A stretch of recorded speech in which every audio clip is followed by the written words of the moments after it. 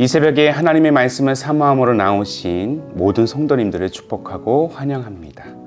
오늘 우리에게 주신 하나님의 말씀은 사무엘하 24장 18절부터 25절까지 말씀입니다. 본문의 말씀은 제가 봉독하겠습니다. 이날에 갓이 다윗에게 이르러 그에게 아뢰되 올라가서 여부수 사람 아라우나의 타작마당에서 여호와를 위하여 제단을 쌓으소서 하매 다윗이 여호와께서 명령하신 바 갓의 말대로 올라가니라. 아라우나가 바라보다가 왕과 그의 부하들이 자기를 향하여 건너옴을 보고 나가서 왕 앞에서 얼굴을 땅에 대고 절하며 이르되 어찌하여 내 주 왕께서 종에게 임하시나이까 하니 다윗이 이르되 내게서 타작마당을 사서 여호와께 제단을 쌓아 백성에게 내리는 재앙을 그치게 하려 함이라 하는지라. 아라우나가 다윗에게 아뢰되 원하건대 내 주 왕은 좋게 여기시는 대로 취하여 드리소서. 번제에 대하여는 소가 있고 뗄나무에 대하여는 마당질하는 도구와 소의 멍에가 있나이다. 왕이여 아라우나가 이것을 다 왕께 드리나이다 하고 또 왕께 아뢰되 왕의 하나님 여호와께서 왕을 기쁘게 받으시기를 원하나이다. 왕이 아라우나에게 이르되 그렇지 아니하다. 내가 값을 주고 내게서 살이라. 값 없이는 내 하나님 여호와께 번제를 드리지 아니하리라 하고 다윗이 은 50세겔로 타작마당과 소를 사고 그곳에서 여호와를 위하여 제단을 쌓고 번제와 화목제를 드렸더니 이에 여호와께서 그 땅을 위한 기도를 들으시매 이스라엘에게 내리는 재앙이 그쳤더라. 아멘. 오늘 말씀은 회개, 온전한 회복의 통로라는 제목으로 나누기를 원합니다. 오늘 본문은 다윗이 아라우나 타작마당에서 참회하는 장면으로 기록이 되어 있습니다. 다윗이 왜 하나님 앞에 지금 엎드려 있을까요? 자, 어제 본문을 우리가 다시 한번 살펴보면은 다윗이 인구조사라는 잘못된 일을 저질렀기 때문입니다. 한 국가의 수장으로서 인구조사는 사실 충분히 할 수 있는 일인데 왜 하나님은 이러한 다윗의 행동에 분노를 하셨던 것일까요? 무엇보다 다윗의 이 인구조사 목적은 누구도 넘볼 수 없는 더 많은 군대를 만들어서 하나님의 능력보다 자신의 능력을 더 의지하고자 하는 그 안전장치를 마련하기 위한 것이었습니다. 어느덧 계속되는 이 순종보가 하나님의 능력에서 기인한 것이 아니라 다윗 자신의 능력에 의한 것으로 지금 착각하고 있었다라는 것이죠. 그래서 충직한 신하였던 요압의 만류에도 다윗은 인구 계수를 강행하게 됩니다. 그렇게 강행한 후에 다윗은 스스로 자책을 하면서 하나님 앞에 엎드립니다. 그러나 때는 늦었습니다. 다윗을 악하게 여긴 하나님께서는 다윗에게 선견자 갓을 통해 이스라엘에 내릴 세 가지 심판 중 하나를 택하라고 명령합니다. 그 세 가지가 무엇일까요? 바로 7년의 기근, 또 다시 도망자 신사가 되는 것, 그리고 마지막으로 전염병입니다. 이에 다윗은 사람의 손에 심판받고 싶지 않다는 자신의 의견을 전하게 되죠. 그의 입장에서 가장 쉬워 보이는 전염병을 택한 것입니다. 여전히 징계에 대한 책임을 회피하고자 하는 다윗의 그 연약함이 엿보이고 있는 대목입니다. 그러나 하나님은 다윗을 긍휼히 여기셨습니다. 비록 그의 교만함이 하나님의 분노를 사기는 했지만 그는 어떠한 변명 없이 잘못을 시인하고 그 죄를 받아들였기 때문이에요. 아마도 다윗은 깊은 자기감에 빠져들었을 것입니다.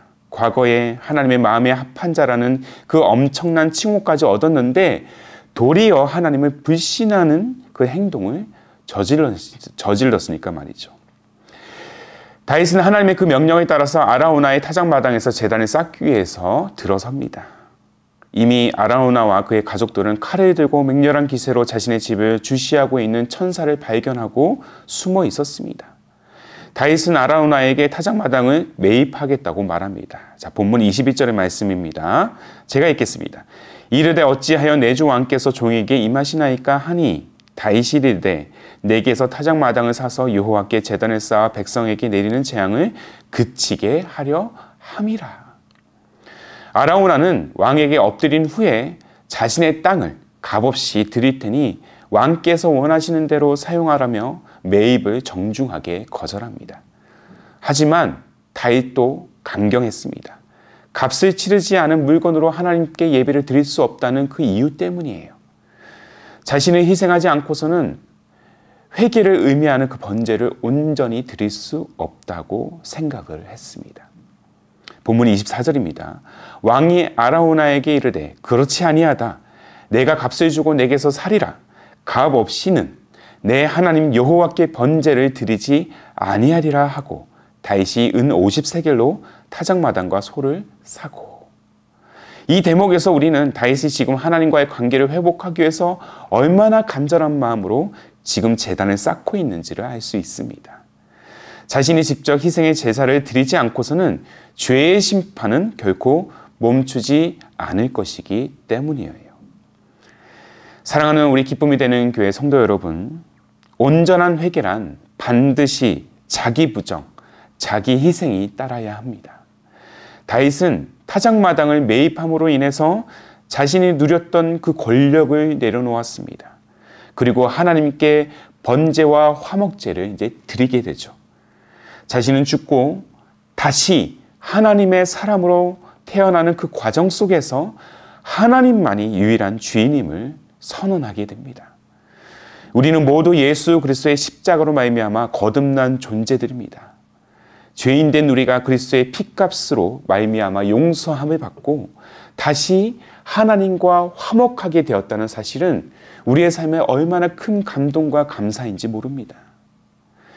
그러나 이 감동과 감사는 오직 온전한 회개를 통해서만 느낄 수가 있습니다.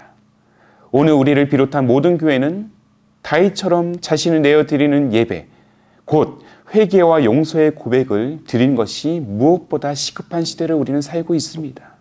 우리의 기득권, 우리의 교만, 우리의 탐욕, 우리의 열심, 우리의 노력 등 이 모든 것들을 내려놓고 오직 하나님의 주권, 하나님의 역사, 하나님의 만족, 하나님의 열심이 우리의 내면 깊숙한 곳까지 채워져야 할 것입니다.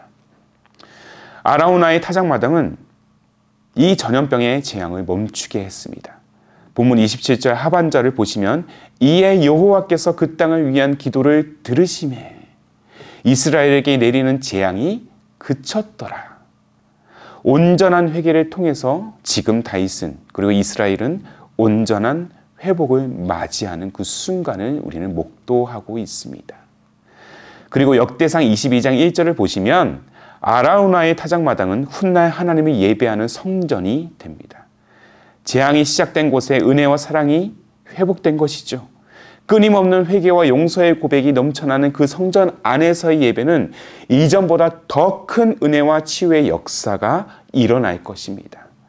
문제는 다윗처럼 우리 자신도 온전한 회개를 지금 드리고 있느냐라는 것입니다. 오늘 말씀에 따라 우리는 코람데오, 바로 하나님 앞에서 우리의 교만했던 마음을 낮추어 죄악과 교만으로 얼룩진 우리 자신을 부정하고 십자가의 보혈을 통해서 다시 하나님께 나아가도록 우리는 오늘도 온전한 회개의 기도를 드려야 할 것입니다. 얼마든지 우리는 하나님의 주권보다, 하나님의 역사하심보다 내 자신의 욕심과 탐욕을 앞세울 수 있기 때문이에요. 그래서 우리는 회개해야 합니다. 날마다.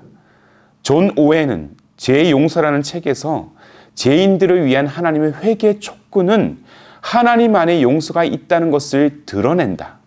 회개는 용서를 위한 하나님의 계시다라고 표현하고 있습니다. 회개는 용서를 드러내게 하고 바로 회복의 여정으로 나아가게 하는 그야말로 회복의 열쇠인 것이죠. 그래서 날마다 이 회복을 누리고 참 기쁨과 소망으로 믿음의 여정을 향해 나아가기를 우리는 원합니다. 그렇게 우리는 소망해야 될 것입니다. 우리 영혼에 내재된 죄악, 그 모든 교만과 탄심들을 내려놓고 오직 그리스도의 보혈을 의지함으로 하나님 앞에 나아가 회개해야 하는 그 자리로 우리는 날마다 이 아침 가운데서도 우리는 일어나야 될 것입니다. 어떠한 순간에도 말이죠. 회개가 우리 신앙의 뿌리가 되어야 합니다. 그래야 우리를 불쌍히 여기시는 하나님의 은혜와 사랑이 우리의 삶과 가정, 교회에 다시 채워질 수 있기 때문입니다. 이 사실을 늘 기억하며 오늘 다윗과 같이 하나님의 긍휼을 또 간절한 마음으로 호소하는 그 부르짖음이, 그 회개가 가정과 교회, 직장 그리고 삶의 모든 영역 가운데 울려 퍼지기를 무엇보다 소망합니다. 사랑하는 여러분, 오늘도 온전한 회개의 자리로 나아가십시오. 회개를 통해서 우리를 향한 하나님의 용서와 그 사랑의 의미를 다시 한번 깨닫기를 소망합니다. 한 걸음 더 나아가 이를 통하여서 세상이 해결할 수 없는 놀라운 회복의 역사를 날마다 우리는 경험해야 될 줄로 믿습니다. 회개, 온전한 회복의 통로, 이 사실을 날마다 선포하며 겸손히 주 앞에 엎드려 회복을 강구하는 사랑하는 우리 기쁨이 드는 교회 모든 성도님의 삶의 여정이 되시기를 주님의 이름으로 축복합니다. 함께 기도하겠습니다. 늘 다음 없는 사랑과 긍휼로 우리를 구원과 생명의 길로 인도하시는 주님, 그러나 때때로 우리 인생은 주님의 사랑과 그 은혜를 망각한 채 우리 욕심대로 세상과 사람들을 대하려는 교만함이 있었음을 고백합니다. 늘 넘어질 수밖에 없는 우리의 연약함을 긍휼히 여겨주시고 다윗과 같이 겸손함으로 하나님 앞에 엎드려 무엇보다 회복을 강구하는 우리의 믿음, 우리의 기도, 우리의 삶이 되게 하여 주옵소서. 온전히 회개하는 자에게 놀라운 사랑으로 회복시키시는 하나님을 오늘도 바라봅니다. 부디 우리의 인생이 주 예수 그리스도의 십자가, 그 능력과 은혜를 붙들어 회복을 강구하며 회복을 누리는 여정이 되기를 소망합니다. 회개가 믿음의 뿌리가 되기를 원합니다. 그렇게 한 걸음 더 나아가 우리의 가정이, 우리의 자녀가, 우리의 교회도 날마다 십자가의 보혈을 의지함으로 참된 회복을 누리게 하여 주옵소서. 그렇게 회개하는 자에게 회복으로 인도하시는 주님을 온전히 찬양하오며 우리 주님 예수님의 이름으로 기도하옵나이다. 아멘. 오늘도 주신 말씀에 따라 우리 두 가지의 기도점을 붙들고 함께 기도하기를 원합니다. 먼저는 우리의 탐욕, 열심, 노력을 내려놓고 오직 하나님의 그 통치 안에서 날마다 회개함으로 주님의 은혜와 긍휼을 강구하는 우리 믿음의 삶이 되게 하여 주옵소서. 또 한 걸음 더 나아가 회개가 우리 신앙과 가정, 교회의 뿌리가 되게 하여 주시고 날마다 십자가의 보혈을 의지하며 참된 회복을 강구하는 믿음의 삶, 또한 우리 교회의 믿음의 공동체가 될 수 있도록 주님 인도하여 주옵소서. 이 두 가지의 기도 제목을 간절한 마음으로 함께 고백하시면서 기도로 하루의 삶을 열어가시기를 바랍니다. 함께 마음을 다하여 기도하며 나아가도록 하겠습니다.